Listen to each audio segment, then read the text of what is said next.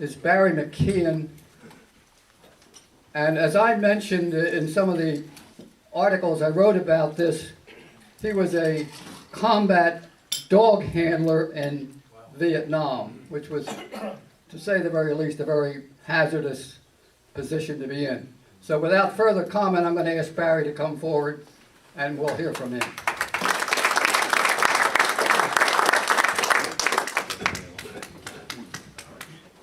Make sure. Everybody can hear me? Yeah. Hopefully? Good. Okay. Pardon me? Louder. Louder? Yeah, you got it. The guys that are hard of hearing. This is my older brothers. You know, this drives me nuts. Okay. All right. Anyway, my story with the Vietnam begins as I graduated from St. Joe's in 1968. Now, when I started at St. Joe's in '64, there was no major war going on. Vietnam was happening, but the U.S. involvement was minimal. So we really weren't concerned that much about it. But as the years dragged on, it became quite obvious this wasn't going to end anytime soon. And the class of '68 in June knew one thing: they were waiting for us. The draft boards, everything. So I went down and met the probably one of my best salesmen ever, called an Army recruiter. And he proposed, he said, look, I can get you the summer off, 90 days off, if you agree to try officers candidate school. Oh, 90 days off, this war could end in 90 days, this is great. Because he'd say, now look, if the war ends, we won't need you. I said, inside, I'm pretending to be heartbroken. Inside, I'm saying, man, I love this deal. I think I love it. Well, the summer came and went. September of '68, I show up at 401 North Broad Street, and if those that joined the service were drafted, that was the point of departure. In my case, I was sent to Fort Dix for basic training and what they called advanced infantry training. Total about 16, 18 weeks. And ironically, in advanced infantry training, we assaulted a Viet Cong village in 3 inches of snow. So I kind of felt like this isn't the real thing, but okay, do what you got to do. So I stayed with the OCS plan, and that sent me to Fort Benning, Georgia, the infantry capital of the Army. And at that point, that was the only school open, which he forgot to tell me at the recruiting thing. So it was infantry or else, so 26-week course, and I already been through 6 or 8 weeks or so of training, and now I'm down here. And after about 10 weeks, it was a 26-week course, I decided I don't think I want to be an Army officer. Because I knew that if I stayed in, that's 4 years. If I drop out, I'm back to a 2-year man. But I'm also a draftee. So when I went into what they call TAC officers, these are the people training you. And I said, I think I've had enough. He said, well, you know where you're going. I said, well, I'm going there anyway. So I might as well just go. So I drop out and I go to what they call casual company. So casual companies where all the guys stay for about a week to get your orders, and everybody at Benning at that time is going one place. Prior to that period of time, we'd had Hamburger Hill, so they needed a lot of replacements. The time period, by the way, this is in '69. So I decided I'm in casual company. I see this building where you have all the Army schools that you can go to. I thought, let me try my luck, see what's available. And this nice white-haired lady, as I walk in, she goes, there's nothing you want that's available. Okay? That might be her calling me. We'll just ignore that one. All right, he's done. Now, she said, there's one option for you. It's called Scout Dog School. I'm there. Okay, I know nothing about this. Tell me about it. I said, okay, well, it's 12 weeks. If you take a dog with you, it's 11 days of travel plus a 30-day leave. So in my mind, I'm going 4 months. This war's got in. This is now '69. We've been in there 4 years, heavy fighting. They're having so-called peace talks, which we actually believe they were talking to each other. And I said, okay, I have no idea what this is about. She said, well, here's the story. There's only one place in the world we are using scout dogs, and it's not Germany. It's Vietnam, and that's it. He said, and it's a 30% casualty rate. Well, that's the same as infantry, so I thought, hey, might as well try my luck. I still have a dog. All the dogs, well, I'll get that in a minute. So I signed up for that, and I thought, 4 months, this has got to end. So 12 weeks of training. So the first thing you do, you're in your barracks in the rear. It's just nice. Everybody's kind of being nice to you. You go to these kennels, and you get a German Shepherd. all the dogs we used, both in Sentry and Scout Dog, were German Shepherds. And a little reason for that is, first of all your dogs have a superior sense of hearing and smell. That's why you do it, significantly. A German Shepherd is a little bit more focused. They're not the friendliest dogs in the world. They're very loyal to their handler. They can be very difficult if you're not careful with them. You always make sure that, don't just run up and pet them, make sure the handler is nice to you. And especially your war dogs, as we call them, they were a little bit ornery. Usually they were sent by the owners, sold to the army because they were difficult to bring up at home. Anyway, I'd go down and we get a dog, and you spend a week training with a dog, because little things you don't, I mean, I never had a dog. I never walked a dog even. So you learn commands, a command called heel. That means that dog stays right by your side. You never let the dog pull you. You let the dog pull you, you're not going to make it. Okay, so for a week he learns to command. The key to getting to know the dog is you feed him, you give him water, and you take him for his walk. Then the shepherd knows you're his ticket out of the kennel. Okay. Now most of the dogs have already been other, since the Scout Dog program began in 1965 at the beginning of the war.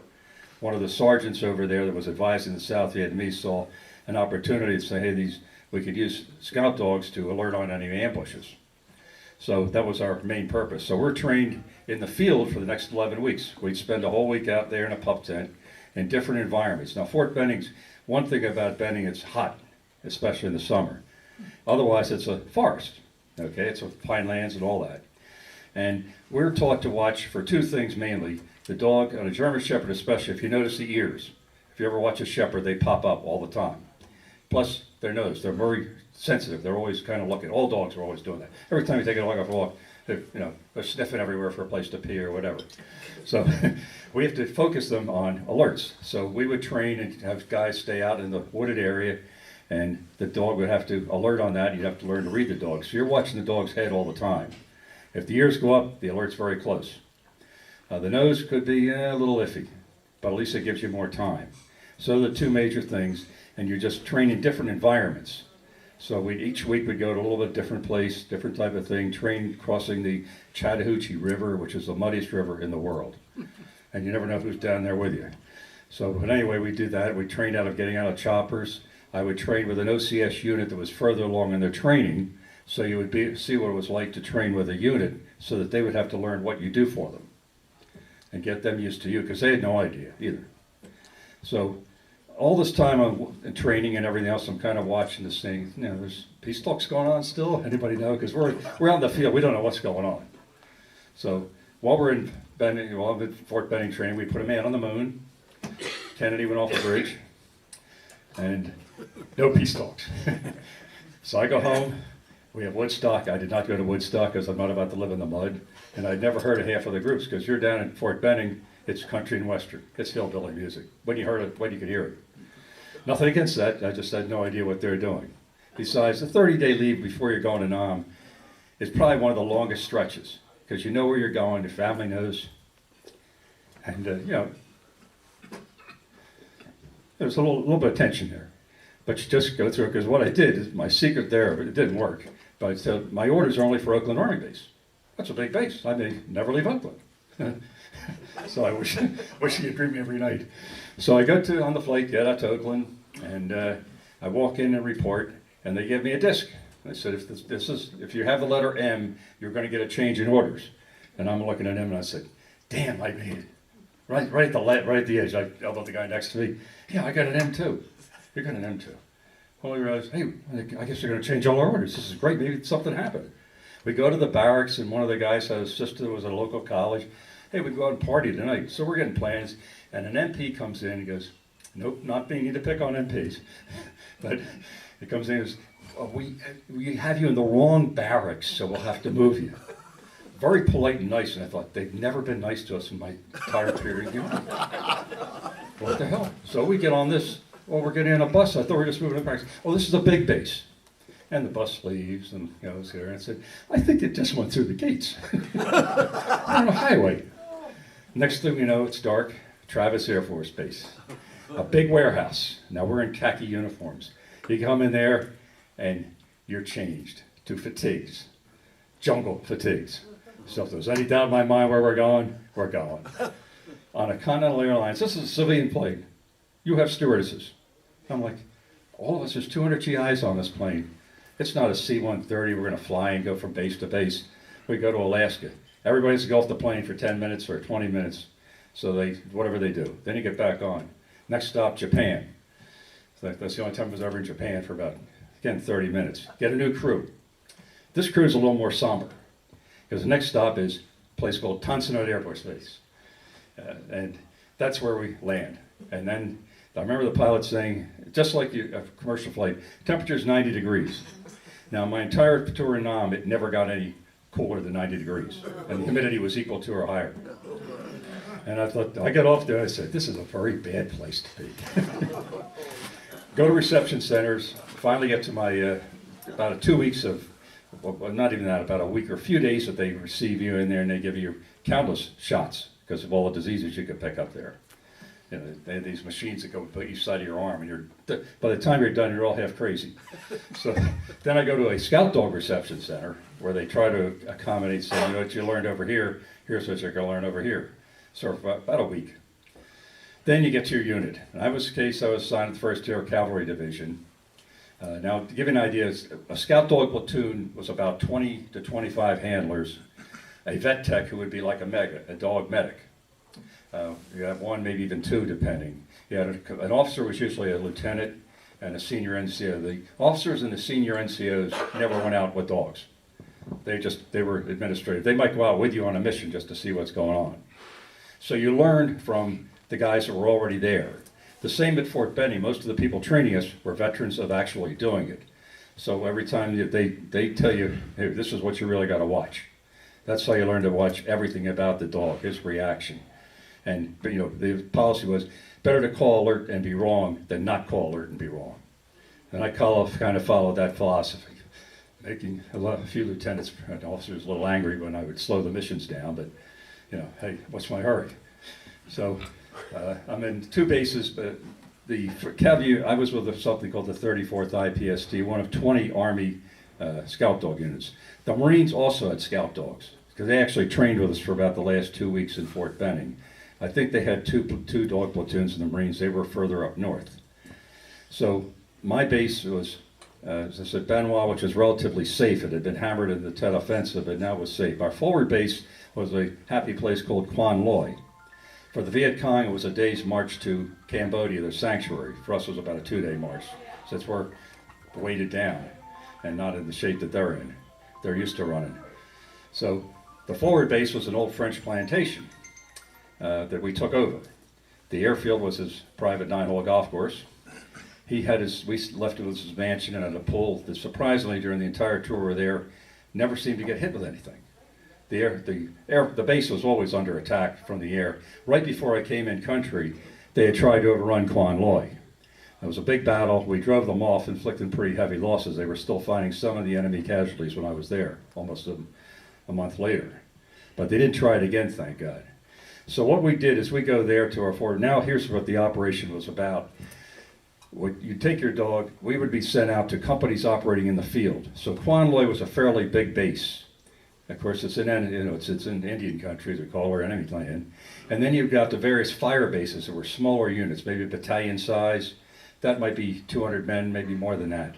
And each one had a company. Those companies would rotate going out actually into the jungle with the idea of keeping an eye on them, trying to disrupt the VC, trying to locate them.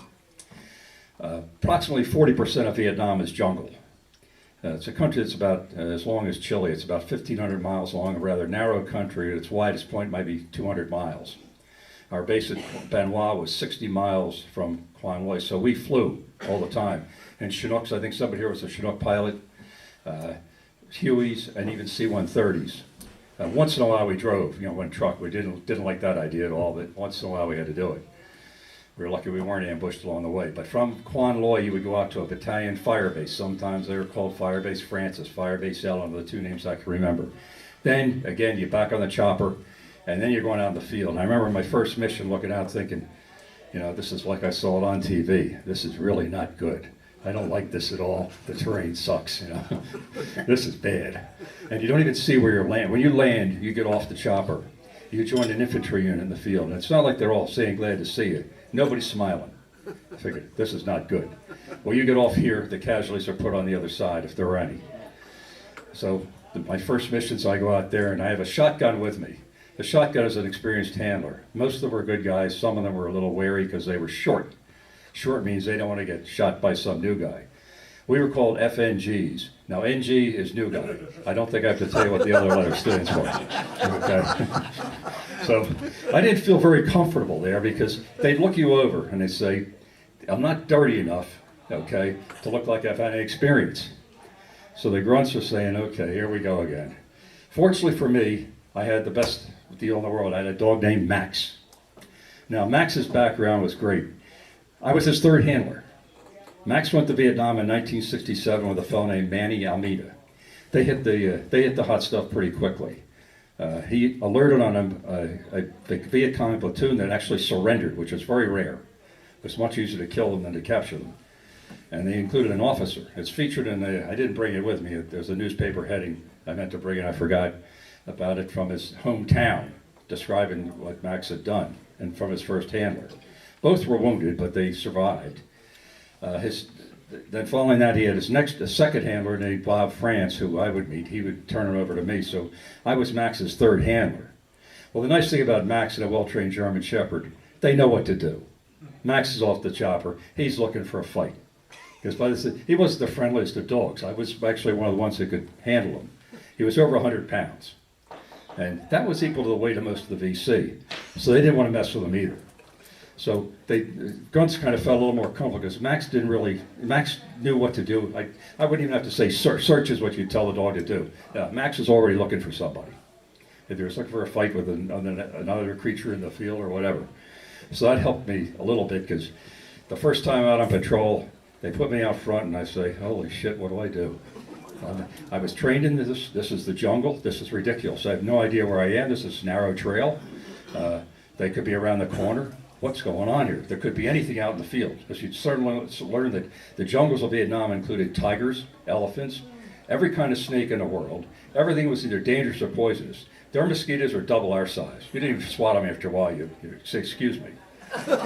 Leeches. If you ever look at a guy's helmet in Vietnam, you always see this little bottle. That's called bug juice. So if you get a leech fall on you, you squeeze that. You do not do this, which is what I did. Then it bleeds. And when you bleed in the tropics, it goes on for 3 days. You don't heal quickly because you don't get cool weather or anything like that. And you're out in dirt. And nobody really gives a crap. Oh, you get a little scratch, you're okay. You're better off than the other guys. So there's no real sympathy for you. You just learn by doing it. So when I got out there the first mission, I looked at Max, and Max moved his head a little bit to the left. I said, I know what to do. I got an alert. And the grunts were looking at me like, I don't know about this guy. Anyway, they checked out, and thankfully one of the grunts found some clothing nearby. Everything in the Army was metric. So we'd go 10 meters. Remember, a football field's about 30 meters. That was how you thought. How many football fields away is this enemy if you're going to call an artillery? So you want to make sure 30 meters, which is a meter's approximately a yard. So you had to think about that in your mind. So I'm going to say we went in about 10 meters and he found the clothing, which could have been there for 2 weeks. But didn't matter. It left me a little bit off the hook. So I got through the first mission. We were supposed to assault a Viet Cong held village. Intelligence had screwed it up because we had already done it the year before. The sergeant in the group had done it, participated, and he was trying to tell the officers, hey, we've already been there, done that. It involved going through about a lake, what looked like a lake. And I'm going there with a dog, and I'm thinking in the movies, this is where the machine gunner picks you off. I'm saying, come on, move, And I'm thinking, who else is in this water with me? But as it turned out, what we marched through was the village. They had wiped it out. It was an enemy-held village. No civilians were there. And I don't know what the totals were anyway, but it had been done. So I ended that one, and next time I'm going out, this was a little different. Every mission was different, and every soldier that went out, every handler would have a different story. Some guys seemed to hit the stuff all the time. We had, other than a sniper fire on my first mission that was very brief, we didn't have any other action. So the next time I'm going out, I'm joining a platoon. The platoon only had 18 men. Nobody at that point had full strength. So a platoon was supposed to be, say, 30 men. Nah, 20 at the most. Some of them had officers, some of them didn't. So between casualties, which would be killed, and mostly wounded. Wounded was the thing, because the wounded men were never replaced, or they, if the as I say, hey, this really works. They do work. You can alert, and there they were. And there was no accolades. You did your job. No one could say, hey, good job. No, yeah, good. We didn't get on this time. But what they call a Cobra gunship was those narrow, small helicopter that was very effective. I don't know whether they got them or not. I wasn't that concerned. I stayed with the unit, felt pretty good about it. And the next day with the unit, we're out in the field. And sometimes what they would do is take the poor guys that are out in the field all the time and bring them a hot meal. In this case, steaks. They actually came out, set up something like this. Very surprising they could do it, because you're out in the middle of the jungle. So we're all getting steaks, and I'm explaining to everybody, stay away from the dog, because naturally he doesn't, he sees him the way he wants it too. So as I'm talking to you guys, here's the unit, right? Behind me is the radio man, that's the last one in. He sits at the tree, and the other side of the tree is Max. He puts his plate right here. In a second, Max is taking a steak. Those guys howled. The radio man got my steak, because I'm going in 3 days, so I have it pretty good. Those guys are going to stay out in the field all the time. So they knew that you know, hey, you have it pretty good compared to us. And the only reason we did is because the dogs could only stay out in the field roughly 4 days. I think it was 3 nights and 4 days, or at most, unless you got trapped. If you trapped, you stayed. If there was action, you stayed. But the dogs, mostly because of the heat, they weren't effective after 3 or 4 days in the jungle. Because you're walking what they call clicks, which is a mile. You could do 10 clicks a day, and you have a 50-pound rucksack, or I think it was more like 20 pounds to be that you had on your pack on you. And so we weren't the swiftest of soldiers, because you're weighted down and you're in unbelievable heat. You'd stop a couple times, but that was it. So after about 3 days, if there was nothing going on, they'd send me back in. And so we had kind of short with that. That would give us a break in the action. The poor guys out there, they stayed there all the time. So every time I went out, it was a different mission. You never knew what to expect. Same with a lot of our other guys. So one big break for us came in 1970. Nixon announced Vietnamization of the war. That was a godsend. Now we knew it wasn't going to work, but it told with that idea there was the South Vietnamese troops are now going to do what we did. They're going to be out there and patrolling. We'll be backing them up. Very slow process. But what it did for me is that they sent I think the 1st Division was sent home. We got their dog handlers that had time left. When they sent a unit home, what they did is the guys with a lot of time left, they transferred to other units. The guys that didn't have much time left, they transferred into the 1st Division. So it looked like 40,000 men are coming home. They were coming home anyway. But it worked. It was a nice ploy, and I guess it fooled some people. But what it did do with Vietnamization is reduce the amount of times we were needed in the field. Suddenly we weren't going out as often, and the missions were shorter. Still dangerous. My most dangerous mission was the final mission I went out on. That was at a fire base Francis, which I didn't like because that was deeper into the jungle. It was a newer base, and the backup was ARVN, or South Vietnamese troops, which you never knew we could rely on. But I always checked with the grunts and say, you know, what's going on? It's pretty quiet. Well, I knew this wasn't quiet here. I'm on the chopper ready to go out and join a unit. The colonel comes running out and said, change of mission.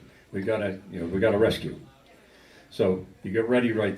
When it's a rescue mission, I'm going out and I have to get off that chopper. The choppers do not land, they hover, at least the Hueys I was on. And almost every Huey and Chinook that I got on had bullet holes in it somewhere. Well, we're going down to land at the spot we were chose to, and I'm getting ready to jump off. And all of a sudden, the chopper goes straight up. If I'm going forward, I'm done. I'm going to fall 40 feet to my death. I fall backwards, thankfully, and I grab the center of the pole center. All helicopters, all Chewies kept the doors open. They never closed the doors. So if you didn't like heights, tough. So I'm holding on to that. Now, Max is true for all dogs. They have to they have to be out the window. So Max has to be out there. I'm holding on to him like, Max, this is kind of wary. I've got my gear, my M16, holding on to that. The machine gunners are firing away. And of course, Max is seeing the rounds that are being extracted flying right by him, and he's trying to bite them. So I'm saying, that's not a good idea. I pull him in. Well, what happened was that they had given us the wrong coordinates to where we were to land. We were landing right where they were. If I had jumped off that chopper as I was supposed to, I was right there. I was a target. They would have a hard time missing me. We had a price on our head because of the effectiveness of the dogs. The Viet Cong got a reward if they killed a dog man and his dog. which wasn't, a comforting feeling. So fortunately, what happened is a Sky Raider came in, dropped what we called Willie Pete, which is like a white phosphorus. It's almost like napalm. That stopped all the enemy fire. A platoon came out, and we landed. We put the casualties on. They were all wounded, no KIAs, thankfully. And then we went in pursuit of them. We found a small blood trail, but nothing else. And we stayed out a couple of nights searching the area, cleaning up. We never found where the white phosphorus was dropped. It's amazing. You say, I saw it come down. It's right here. No, the jungle was that way. You could get easily lost. You had to be very careful. So we finished those missions, and I was scheduled to go home in June of 70. I applied for an early out, and because of the Vietnamization, we weren't needed as much, I was approved. My sister Mary Ellen, who's not with us anymore, helped coordinate it here. I'm a St. Joe graduate, and I'm going to Villanova for graduate school. But then President Nixon decided that sanctuary, we've had enough of it. We launched an invasion of Cambodia, and we would be one of the dog units because it's from Quan Loy, our happy forward base. So they call me and they say, we might need you. Now in the meantime, Max, okay, I had to turn Max in. Now normally I would have expected the next new handlers come in to take Max. They didn't do that with me. They sent him back to the scout with a holding center for dogs in a place called Long Bin. And I had to take him back there, and it was the first time they hit me.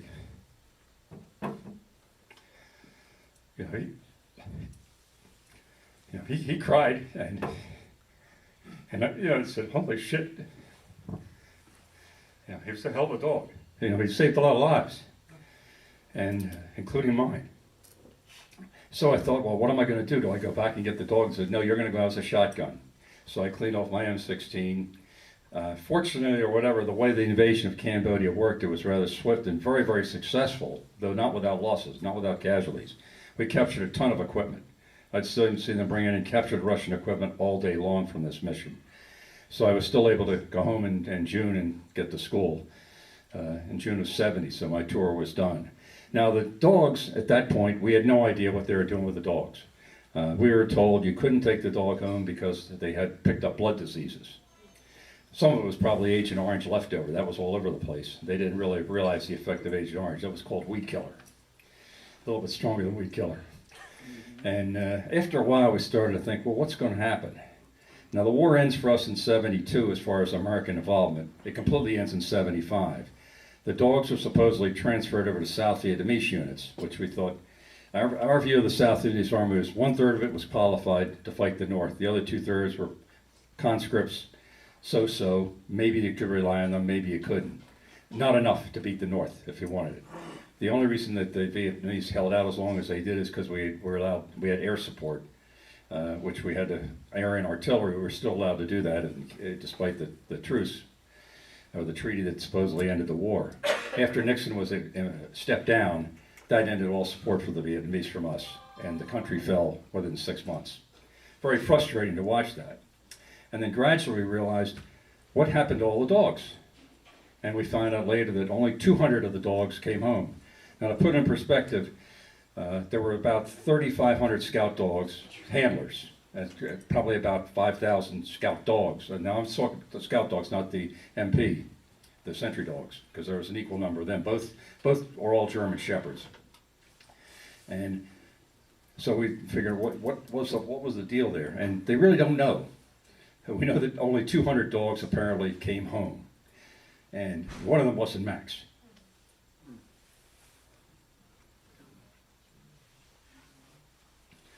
And so I had to think about that and realize, hey, I came home, Almeida came home, Sergeant France, maybe 150 to 200 GIs who we saved with alerting on ambushes and shit like that. But the real hero, no. He didn't know any better. He just did his job. Sorry about that, okay. It always happens. It's sometimes a little tough to do these. I'm going to finish for now, but I will be happy to answer questions if anybody has any. Don't be afraid. Thank you very much.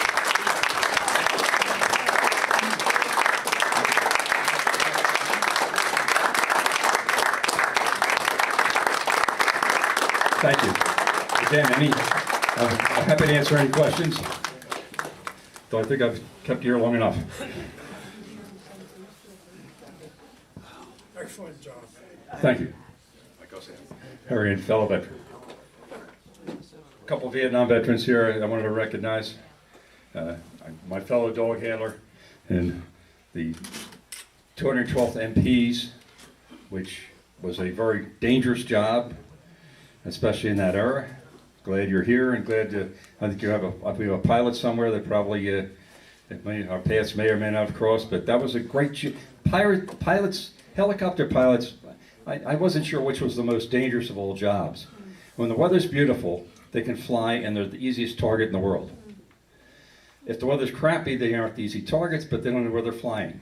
They have amazing job that they were able to do, the amount of people that they rescued, the amount of times they could get them in the field. I think half the choppers at one time or another were shot down. Some of these guys just picked them up and kept going again. There was no easy job in that place. So if there's no questions, I thank you all.